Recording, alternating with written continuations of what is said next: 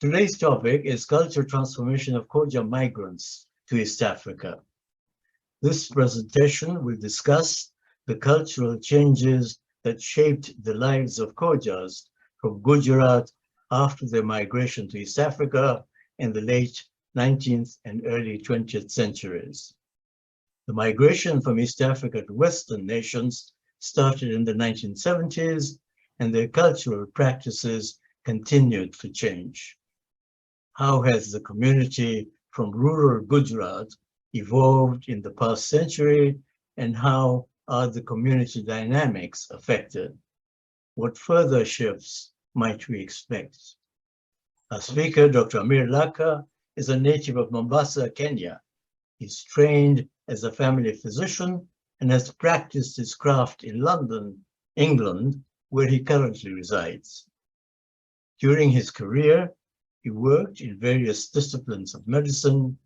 He was heavily involved in the transformation of the healthcare system of England during the 1990s. Since retiring in 2009, Dr. Lakha has continued to serve humanity either as a board member or as chairman of numerous charities. He was chairman of the Medical Advisory Board of our World Federation, as well as chairman of the Matrimonial Advisory Board. With Marhum Alhaj Mullah Asghar Ali M. Jaffer, he co-authored a book entitled Marriage, A Step Towards Fulfillment in Life. As chairman of JIBA Europe in 1995, he was in charge of arranging the World Trade Fair exhibition at Earl's Court, Olympia in London, England.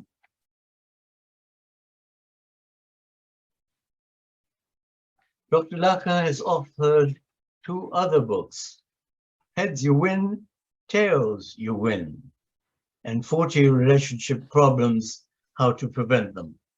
He's a regular contributor on LinkedIn, Facebook, and Twitter.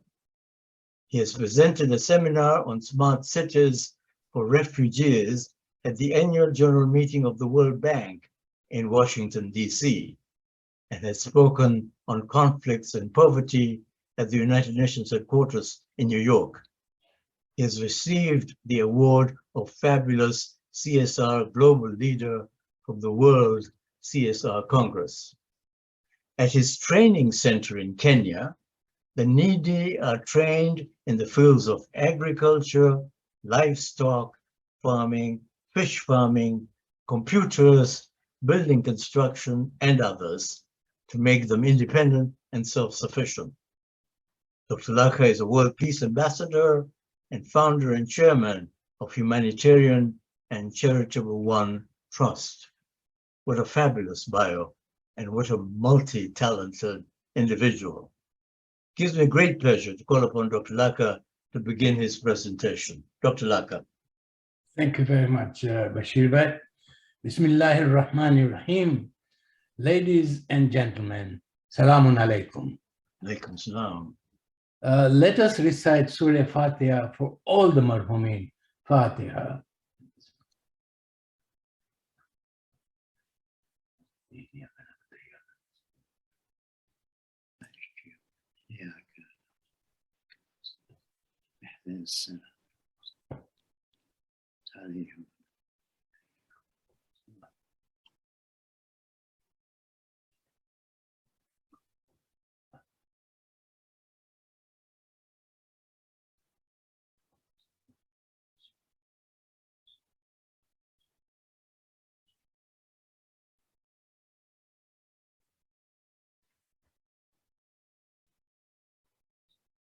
Thank you for giving me this opportunity to speak on a vital subject that affects all of us directly or indirectly. Our parents taught us not to forget our history and our roots if we wanted to achieve success in life. I can see wisdom in those words now, but at the time in childhood, it was difficult to grasp the meaning. Success Is it just the acquisition of higher education and material assets, or also a simultaneous retention of our culture and spiritual values? This is the important determination of what success is. Originally, the Khojas from rural Gujarat brought with them Gujarati language, Gujarati culture, and a staunch faith. And this Gujarati culture involved simplicity, humility, no recklessness with money, no show off, and earn before you spend mentality. They believed in respecting others and forming good rapport with neighbors, customers, suppliers, and working very hard with honesty. Wherever they settled, they maintained their culture and religious beliefs and traditions. They came with no money to East Africa. They came for economic opportunities, mostly for jobs. Even the big businessmen started from the lowest rungs of the ladder. That was the actual Gujarati culture in brief. Now, Gujarati culture has a lot of secrets that facilitate success. 50% of the Indians that are wealthy in India are Gujaratis. That tells you a secret.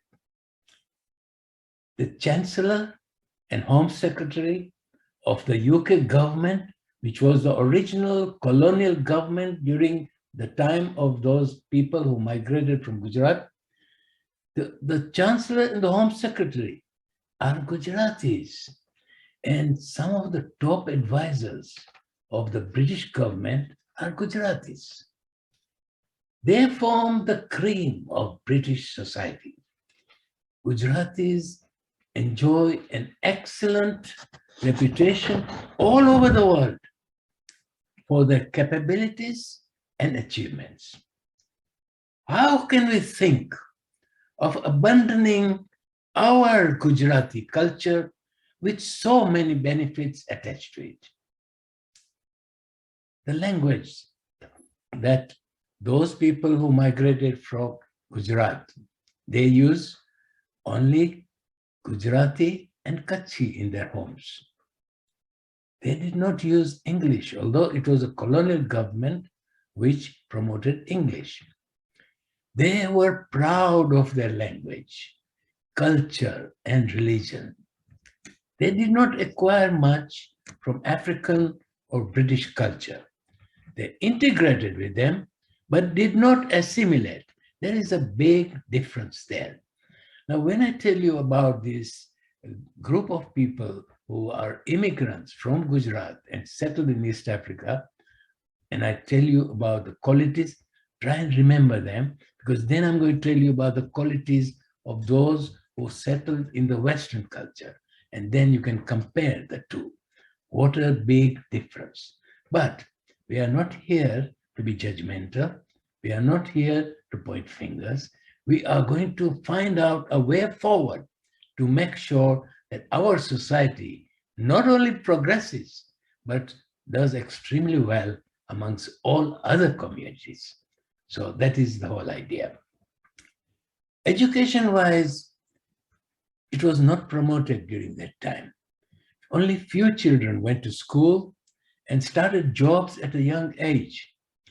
Hardly any Khoja went for higher education. In the 60s, very few children were sent to UK for further education, and they acquired a modern outlook to life, but majority of them retained their culture and religion. And they had a certain status of being London return. So it was a big thing to go to London. The manners, as far as those people who were based in East Africa, they believed that the youngsters must have absolutely great respect for the elders and the parents, and they had to stand up when the parents or the elders walked in. And it was inconceivable to think that the child or youngster would be sitting and the elder is standing. These were the manners. Dressing, men wore black hats and white caps, and women wore black chadar with a visor, with simple attire. All would have a pacheri that would go on their heads, the women. Food, the staple diet was simple and cheap. Khichdi, kaddi, vegetable curries, chapati, and rice. Chicken and meat were a luxury. Housing, very simple shacks made of timber, stone, and mabati, that is corrugated iron sheets. Bath and toilet facilities were very basic. There were buckets as toilet, or they had to go to the garden to relieve themselves. That was the state of the East, those who came from Gujarat and who were staying in East Africa. Religion, there was a lot of communal feelings, brotherhood, and they helped each other to prosper. They gathered at each other's houses to worship and observe religious traditions. Slowly, they built places of worship as religion was very important for them. They traveled for 3 months on ships and buses to go to Ziyarat. And when they were going for Ziyarat, it was a big thing. A special celebration would be held in honor of those going for Ziyarat. These days, people go to Ziyarat every 3 months or every 6 months by plane, business class or first class. So there is a lot of difference in that. Family finances. The son's salary was brought to the father, who controlled the family finances and was the main decision maker. Males went out to work and not women. The mother looked after the house, children, and generally obeyed the commands of the father. They did not interfere with family finances. Marriage. The youngster getting married saw the wife or the husband first time on the wedding night.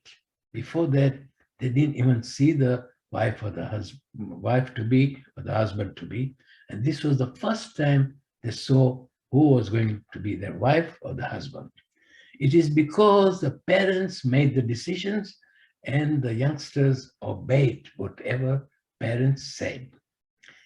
They accepted whatever the parents had planned for them.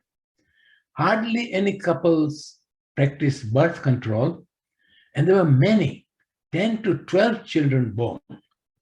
Infant and maternal mortality was very high. Community midwives, who were Parsi or Mehman, conducted deliveries of babies in the home. Divorce was hardly heard of in Khojas and would be a very shameful family embarrassment. Family reputation was of paramount importance. Because of the short lifespans, there were many widows and few widowers. Very few decided to remarry, choosing to look after orphan children. Habits. There were no addictions except cigarette smoking and pans. Drinking alcohol, gambling, and drug addiction to opium, heroin, cocaine, marungi, and marijuana were unheard of in the Khojas, as is perfectly normal. A culture evolves and changes take place. Some are brought about from within, and some from diffusion from mixing with other societies. But more changes have occurred with the technological advancement in the last 3 decades. Some have been good, some have been very bad. In the 70s, a lot of Khojas migrated to Western countries. Why? They came for economic opportunities, safety and security, excellent courteous environment, good administration, good houses, clean water, regular electricity availability, and opportunities for better children's education and better healthcare. That is why they migrated from East Africa to Western countries. Both parents started working and children received less time from parents. Children started speaking in English at home, and slowly Gujarati language and the original culture started disappearing from the home. In Gujarati and Kutchi, do you know, when the young child says tame, or in Gujarati, in Kutchi says I, it makes a lot of difference to when he says or she says in Gujarati, in English, you. There is a lot of difference. That establishes a parameter. Tame and I gives the authority to the parents, which is usurped by using the word you. Children spend lots of time watching TV and gathering new ideas and a changed form of behavior. Parents were not allowed to punish the children. And after 16 years of age of the children, they couldn't control the movements of the teenagers. Children were exposed to the environment and peer pressures, while parents were busy building up the family infrastructure. They gave beautiful presents to children and spoiled them. Children were given more importance than themselves, the parents. The parents were not well educated and computer literate in their way of working with their business or in their jobs. And they started depending on the children for guidance and ultimately decision-making. Children assumed the original role of the parents, and the parents had to be submissive and subservient. So what were the results? The results of migration into the Western countries. Parents acquired properties, nice properties, better cars, good holidays, social status, and the children received higher education, some in top universities like Oxford and Cambridge and Harvard. Girls also got education. They became highly educated and started earning high incomes, just like the boys. Girls became emancipated, demanding independent decision-making and lifestyle too.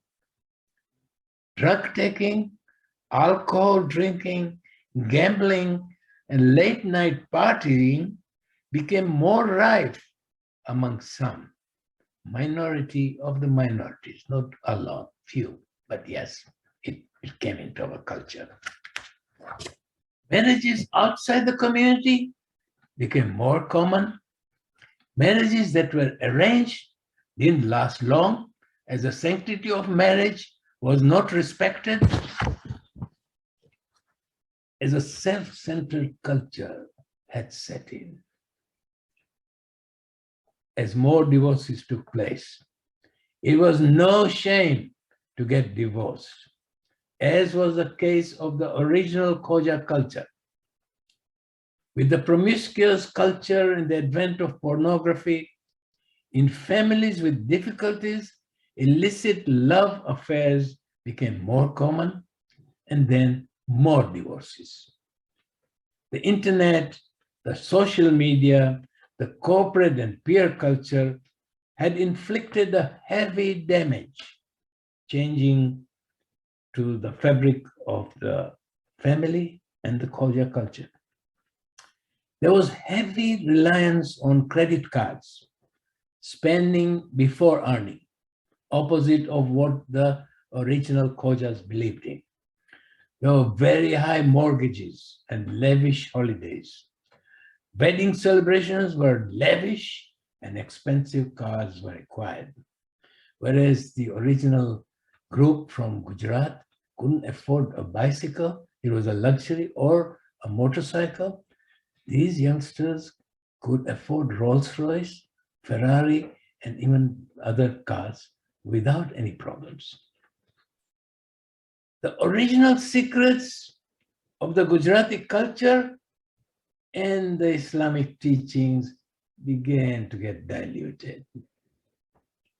However, domestic violence, arguments, and divorces continued to escalate because of multifarious reasons. There were lots of single parents, higher level of mental illnesses which accompany divorces and separation. There were problems with litigation costs. It could cost £20,000 for litigation during divorce cases. Problems with finance and difficulties with childcare. Problems with housing, and they had to move into lower level of housing than they used to enjoy. And there was a movement towards a fragmented community. Remarriage was rare, and it caused loneliness and lots of illnesses. Respect for elderly parents and elders were decimated with the change in attitudes and new problems. Dressing styles were very modern. They didn't speak or understand a word of Gujarati. There was a preference for fast foods over the original Gujarati diet. Attendance at mosque was reduced. The youngsters were highly educated with good jobs. The bond of brotherhood and sisterhood had become weaker. Marriages outside the community increased manifold and kept on increasing. The modern features of the four generations of children. There were the baby boomers, the millennials, and Generation Z, and now Generation Alpha. The baby boomers were born between 1946 and 1964. The millennials were born between 1981 and 1996. Generation Z were born between 1997 and 2009. And Generation Alpha, which is the present one, born between 2010 to the present time, are partly responsible for some of the adverse changes in our culture, because all those generations had some features which were alien to the original culture. So, ladies and gentlemen, there's been generalization in my account that I have outlined to you. But I wish to clarify that the vast majority of the Khojas have retained their cultural and religious beliefs, albeit with some minor changes, alhamdulillah. There are some model families and their children who have survived the ravages of the culture change. The changes in the last 25 years have been rapid. Lots of wealth and assets, but very little peace within.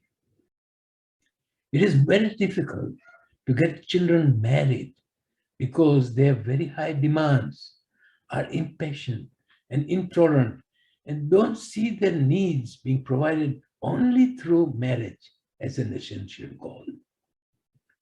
The institution of marriage is under a serious threat.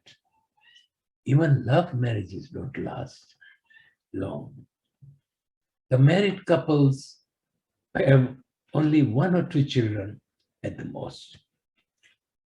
Lots of Kojas have died in the pandemic and through stresses and strains of the current society.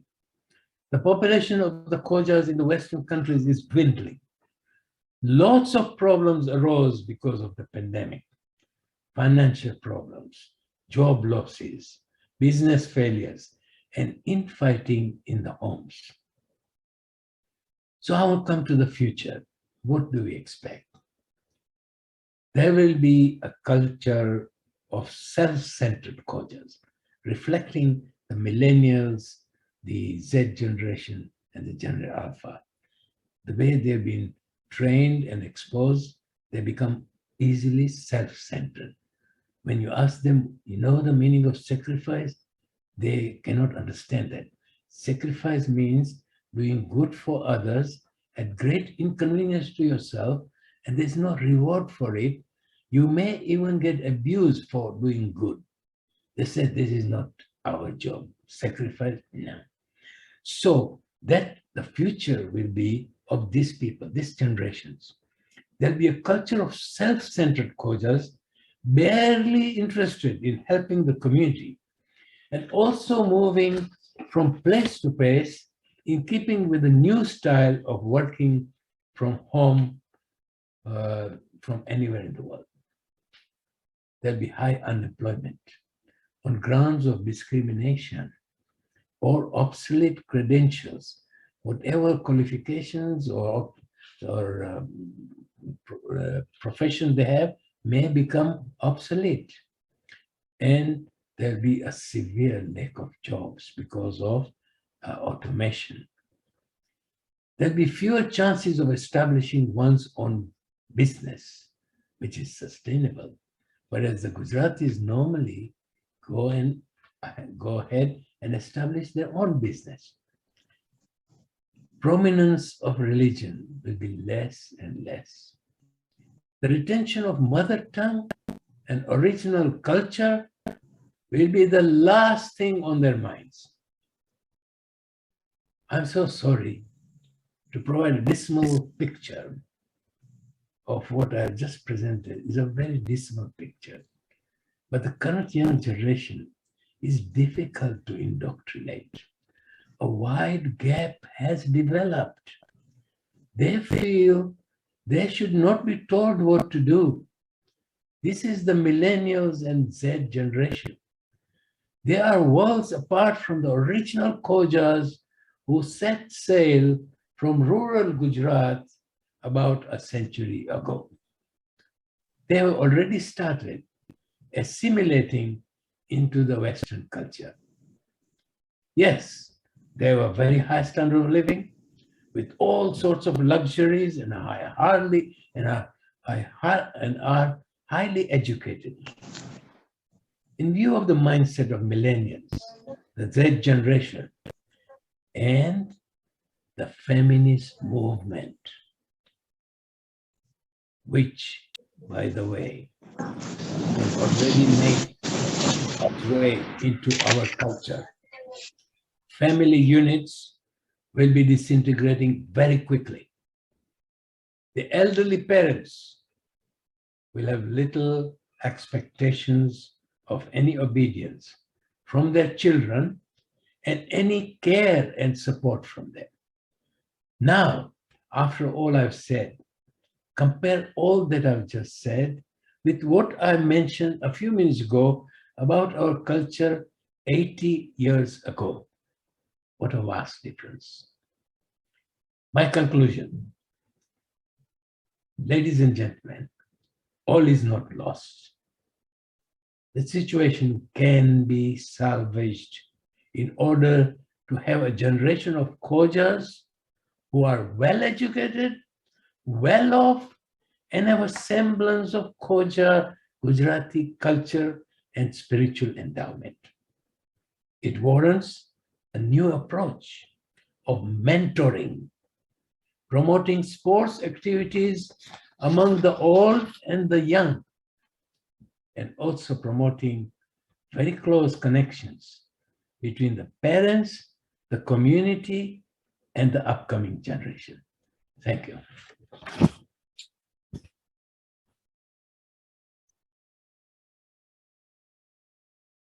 Thank you, Dr. Lakha, for your wonderful presentation. You've obviously raised a lot of questions, pointed out a number of issues and problems. I'm just wondering, I have requested our audience to submit their questions and comments through the chat button, but haven't seen any yet. Rosa Hilji, I think, has just put in a question. But before we go to that, I'm just wondering, really, a lot of negatives have been shown to have transpired over a period of time and during the process of migration. Is there a way to reverse the process? Is there any benefit in wanting to reverse the process? What are your comments? See, there are two aspects, prevention and cure. Prevention is very difficult because we have gone too far of preventing some of the things that have happened, losing our language, losing our culture. That is something that has gone too far. But cure is where we can offer some of those who are interested to learn Gujarati can do so. So we have set up a course called Gujarati Teaching Program. We offer a UTalk, a well-renowned app, which is a UTalk app, and also teaching is done on Zoom. We have a teacher from Mumbai and another teacher from Reunion. And the first batch was 82 students from our community from all over the world, different parts of the world, but majority were from Reunion. Then second batch was, that was I think 3 months course. And then the second batch was 62, and now it's fallen to 50 or so. So those who are really interested, they came on board. But at the moment, despite us advertising through Africa Federation, through World Federation, and Khoja, there has been no response coming from our community to learn Gujarati. It is difficult, we can understand, because it is something not having priority in their minds. So as far as addressing the problem of losing our culture by virtue of the language of English getting into our homes, we can say, okay, we can try, but it doesn't look very promising. Second thing was that the divorces are escalating at all levels, rich, poor, medium, everybody, at all ages in our community as well as in society. So there are divorced men and women, and it is a very difficult period, and it's escalating. So we have established what's called noble support links. It helps them to direct them to resources that are available. So if they want housing, we redirect them to places where they can get some sort of support, or how to get financial help, or childcare where it's available free, things like that. If they want to get married, then we have got some way of getting them partners. So they can, there's a site is called Noble Support Links. There's a website as well. The third thing was, at the moment with the pandemic, there is so many problems. Women have that inborn instinct of looking after children, keep their house spotless, and also do the cooking and making sure the finances are doing well. In addition to that, they go to work. And at work, they have got so many challenges. They have to work harder, deliver results, take a cut in pay, longer hours, and whatever politics goes on. So when after work they come home, they've got all the things to do in the homes, and they get frustrated. They are human beings. And when human beings get frustrated, they become aggressive. Aggression is vented out in the form of verbally, when they shout and swear, or are very, very rude, or physically they hit somebody. So when this is happening, it leads to domestic violence, divorces, a lot of problems in the homes. So we have established now a course whereby we give them 10 minutes of motivation talk to explain to them why they feel the way they do and how to enjoy a better quality of life. So there's a course which is starting on 27th May, and this will be 6 sessions, and there'll be another lot of 6 sessions. And then followed by the 10 minutes motivation talk will be a session on yoga, meditation, Pilates, Reiki, or things like that. So these are things that we're doing as a cure to try and limit the damage and losses. Okay, Dr. Lakha, I now have a number of comments and questions in the chat box. Razahirji is saying that the scenario you have presented of the future is very similar to many cultural groups. I want to ask you to comment on that, but the next one from Hussein. Thank you, Dr. Lakha, to your excellent suggestion at the end. How do we start achieving some of the great ideas you have articulated so well? I guess your answer probably has covered this particular question. Then there is one from Shabirali Jiwa. Excuse me. The evolution of our community from our tradition, culture, norm of life, many positive outcome. What is your opinion? How should our community or any community should handle the ever-changing lifestyle, which is inevitable? Technology and lifestyle go side by side. Also keep in mind, we made the choice from the east to the west. Any comment on that? Okay, can we start with the first question? Okay. Razali, he said it is happening in all cultures. Is that what he is implying? Sorry, can you repeat the question, Razali's question? So this is Razahirji? Yeah. Okay. The scenario you have presented of the future is very similar to many cultural groups. Yes, that is very true.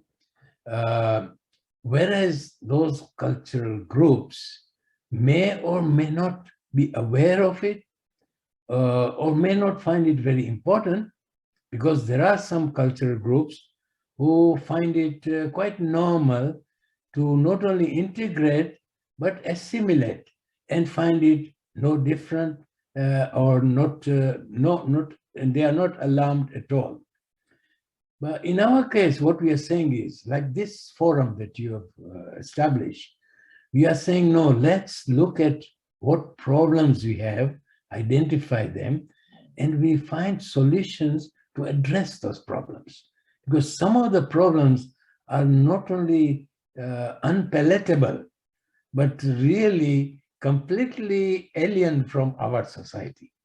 So yes, he is right. There are lots of cultural groups. They may accept it. I think we should not accept it. We must find ways of addressing those problems. Second question. And then we had a question from Shabirali Jiwa, which is a fairly long one, but something about technology and lifestyle going side by side. Keep in mind, we made the choice from the east to the west. So basically, I guess, I don't know if he's saying that we've invited those problems. No, I think it is very important to excel. Self-actualization is very important, where you try and bring out all the best qualities within yourself and excel in life. So if you get higher education, you get a very good job, you got a good house, you have the best technology at your disposal, that is very good. What is not good is trying to give up all your cultural characteristics and religious beliefs just because you have moved into a different sector, which is the cream of the creams, and you feel that you don't need it. But we feel that in sticking to the culture and the religious beliefs is of great importance in your life, which you will see as you go into future. Mohammed wants to thank you for creating an awareness amongst the Khojas about losing our culture. But Raza Hirji has come up with this. The focus should be on spirituality to ensure character development and ethical behavior. Can we learn anything from the Aga Khan community development, from the Aga Khan community development of the community? Yes, there is a lot to learn from that. There is a leadership there which has an all-powering influence on the members of the community. The all-powering influence has a great benefit in trying to get the members of the community to follow the rules. And that is, at the moment, in our case, is not existing. If it is existing, it's a little bit shaky in the sense that some people have certain doubts. So that overpowering leadership is a must to bring about changes that are perpetual and also for the good of the community. So yes, we have a lot to learn from them, the good points that they have. And they have a certain discipline as well, which is maintained through the leadership and through the structure, infrastructure they have. And this discipline, if it is violated in some way, it invites penalties. And this is a way of going about making sure that what is agreed upon as procedures and rules and regulations are followed. Ken Kotecha is asking, would the situation have been different if we had not been thrown out of East Africa? I suspect that there is that underlying question there to say that change is inevitable, whether you move from one place to another. Yes, well, if we had, I really don't think that we can blame any country or culture itself, because there are lots of people in East Africa, and I travel to East Africa often. I find they also have similar problems to the ones who are residing in the Western countries. So it is not a problem just for the Western country, but the problem was that whereas in Africa, they did not assimilate so easily of acquiring the cultural beliefs and cultural styles of the local population or the colonial government. Here they started assimilating more easily.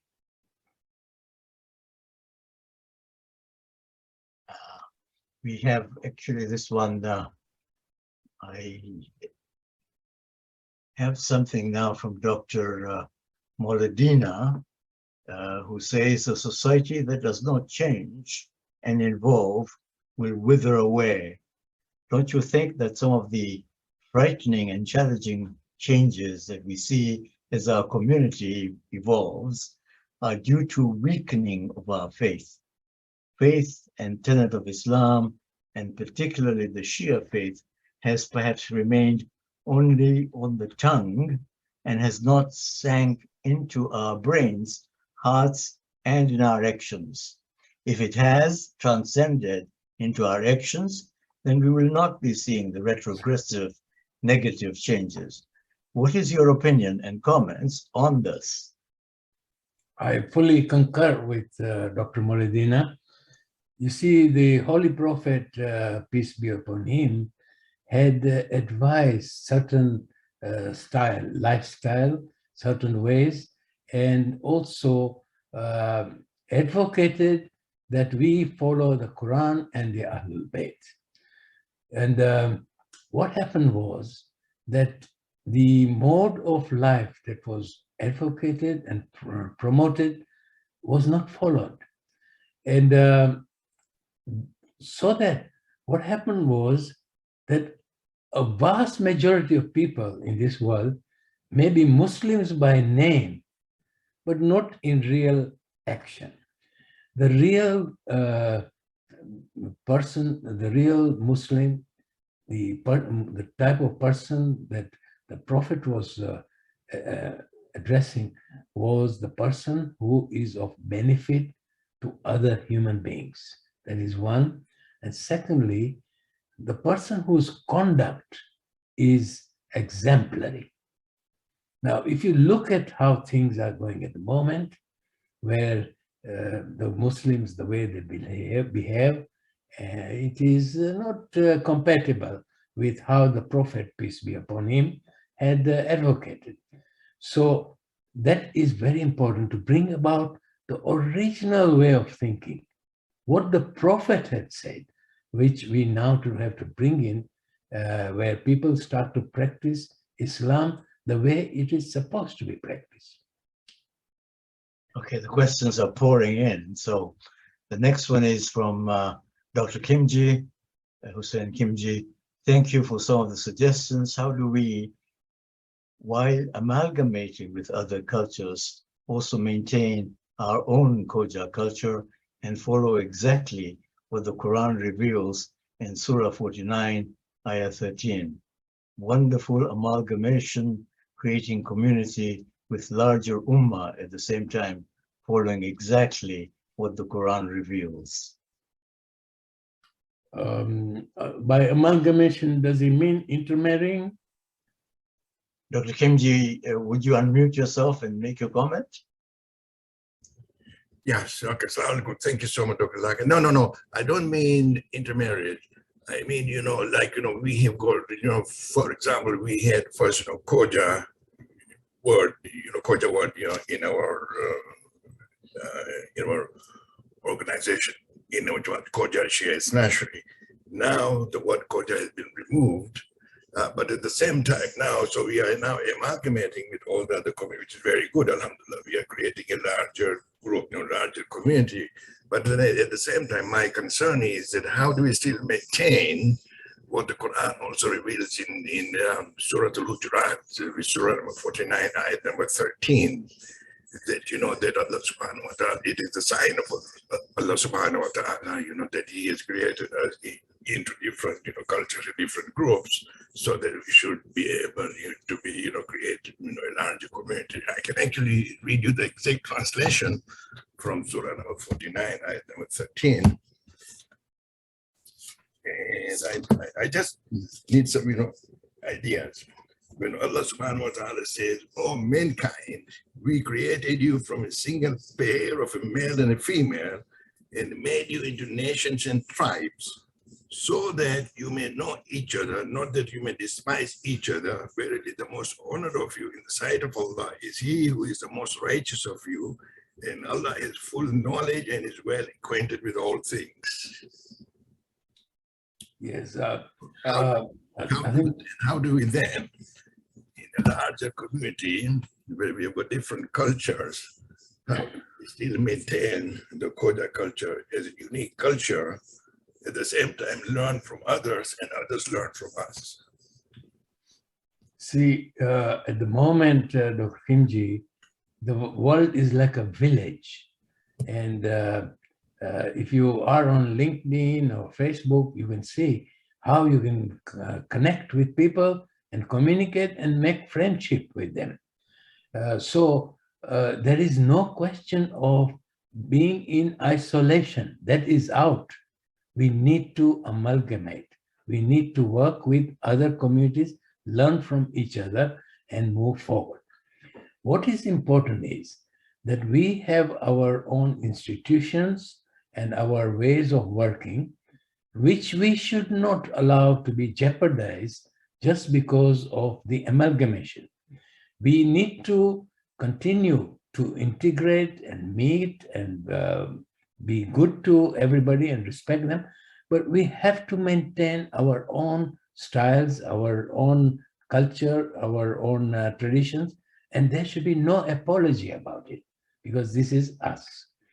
It has been, research has shown that those who are meeting with their own kind in gatherings, they tend to derive a lot of mental satisfaction and tranquility by being in a group together with those that they have a lot in common.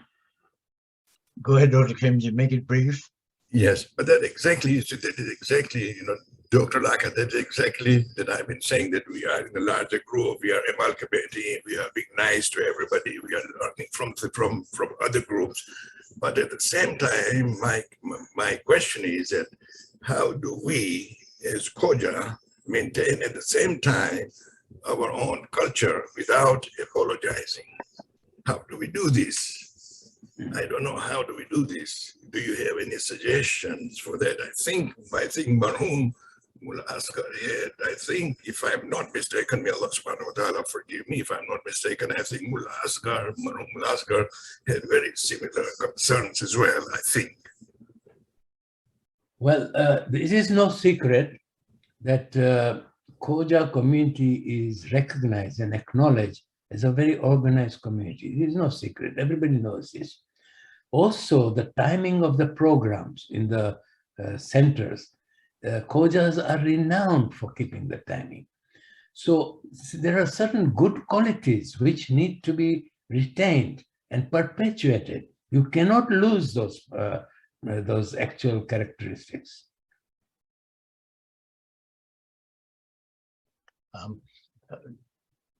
Dr. Lakha, I've got a couple of more questions, and we are approaching the top of the hour.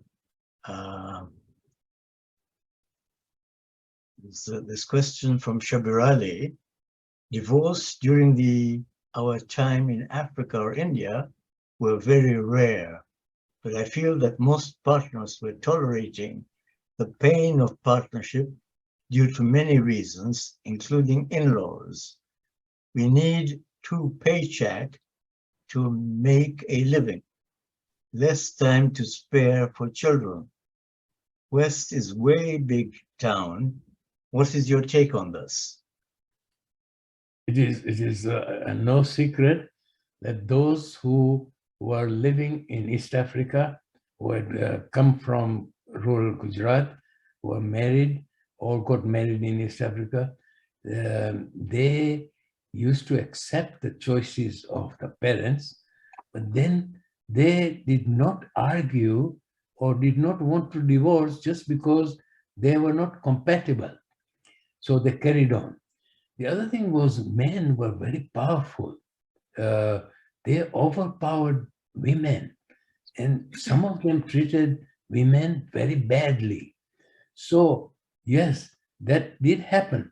But then women were taught to take it, be tolerant, and be patient, and not think in terms of divorce, and suffered in silence. That is true. It happened.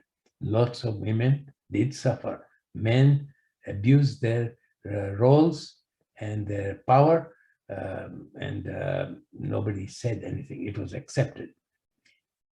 Now in the Western countries, that is not applicable for two reasons. Women can stand on their own. They can earn, sometimes they earn more than men. And they are also independent thinkers. And some of them are very clever, the women, very proactive. So the two types of culture, there is a vast difference. When you have this sort of Western culture, divorce takes place very easily and very quickly. Okay, I'll go to Taki Remtullah before I go to Chacha Pariani, who's raised his hand. Taki Remtullah is asking, how do you explain in Zanzibar we lost Gujarati language, but did not lose our Gujarati and Islamic culture? Yes, this is what happens when there is a peer style, where peers are speaking in Swahili, and they find it a little bit enjoyable. Speaking, they can express themselves better with the sense of humor in Swahili, they prefer to talk in Swahili, and then it becomes the norm. And that's what happened in Zanzibar. It became the norm. So that wherever they met, and it was a very close community there in Zanzibar, they would talk in Swahili. But at the same time, they would be in the mosque twice a day or even at least once a day, and they met each other. That culture was maintained. It was not lost. There was close contact, and each one was watching the other, monitoring the other. So if they did go out of line, they know the other community members would watch, and then maybe it will have bad repercussions. So they behaved themselves. And then that way, the culture still was maintained. Chacha Pariani, would you mute yourself and ask your question? Would you unmute yourself?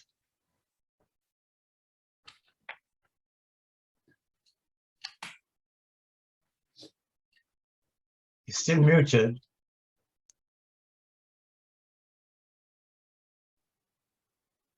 Okay, well, while he's fiddling with that, may I go to Razahirji? What are the negative qualities that the Khojas need to drop from their old culture? Chacha, you're still muted.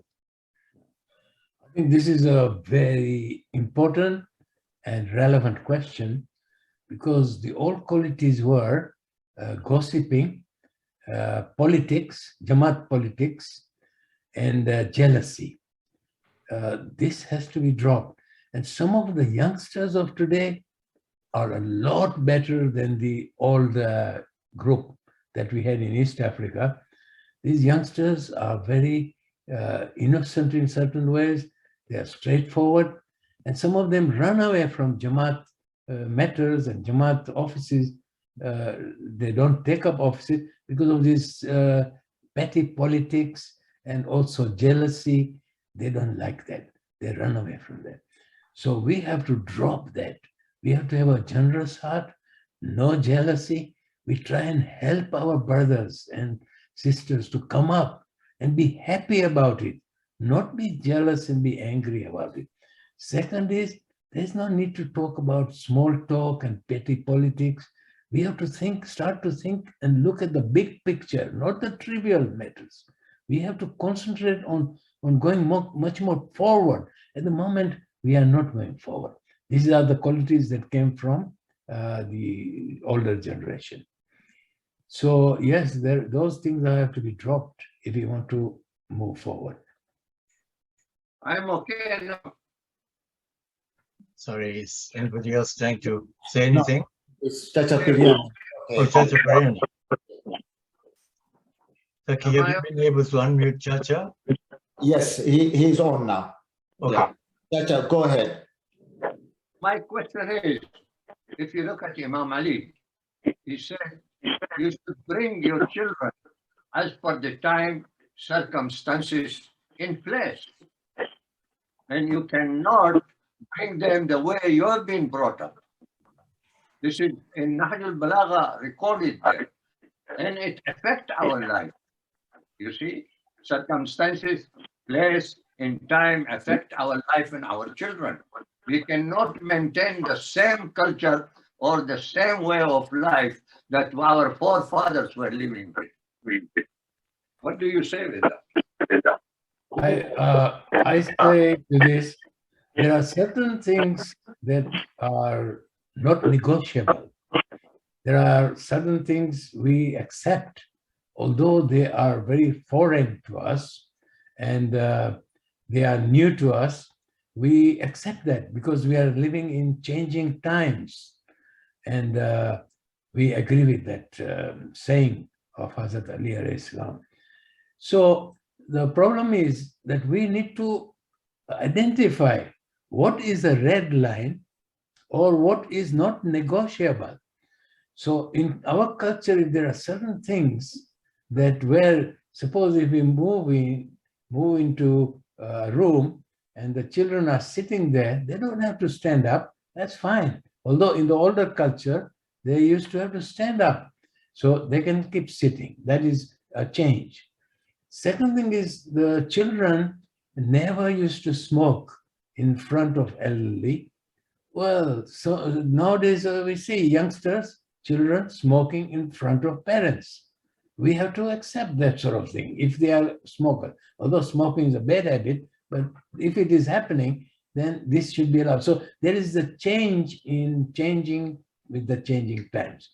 But suppose if they go ahead and go with alcohol, gambling, addiction, this is not allowed. It's changing times where the peers are having alcohol and it's social. It's nice to be together. Then this is not allowed. This is an example. But then there are other ways also, which there are other reasons why really we cannot accept certain changes. Although we are different times, we cannot accept that. Non-negotiable. Maybe I should take a last question. Somebody has raised his hand. Hasnain's iPhone. Hasnain, do you want to unmute yourself and ask your question or comment? Hello, Assalamu alaikum, everybody. I just wanted to make the point that Chacha Paryani said about Imam Ali. We have to appreciate that during the time of Imam Ali, they were going through two societies. There was a Mushrik society, and then there was an Islamic society. So we have to be very careful when you take Imam Ali's point, because the children he was referring is maybe he was referring the children during the time of the Mushrik era. So we have to take these terms in when you are using our context now, because that was a Mushrik era, you know, when they were non-Muslims, and then they became Muslims. So Imam Ali was referring maybe to those ethics during those times, during those change. I wonder if Chacha Paryani would like to put a thought again on what I said. I Can I invite him? Imam Ali said something that is forever, believe me. And it says that according to the time circumstances, he was not talking about halal or haram. He's taking that about halal, bring them as per the justice, truth, and encourage knowledge. That's what Imam Ali said. But the time circumstances in place are going to affect you whether you like it or not. Okay, shall we, there is a last comment that just came from Mrs. Kimji, Kanis Kimji. If we kept up to our language with our children, our traditions would have automatically continued. I think because we talk to our youngsters in English, our culture would have continued. I guess if we didn't talk to our youngsters in English, our culture would have continued. Do you have a quick comment on that before we end?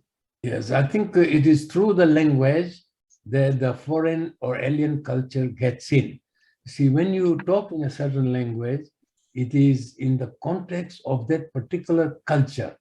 The style you talk, the tone you use, and the vocabulary you use is based on the culture of that language.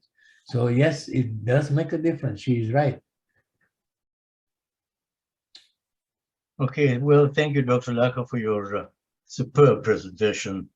Thank you, Taki Ramtullah, for co-hosting with me. And thank you all for attending.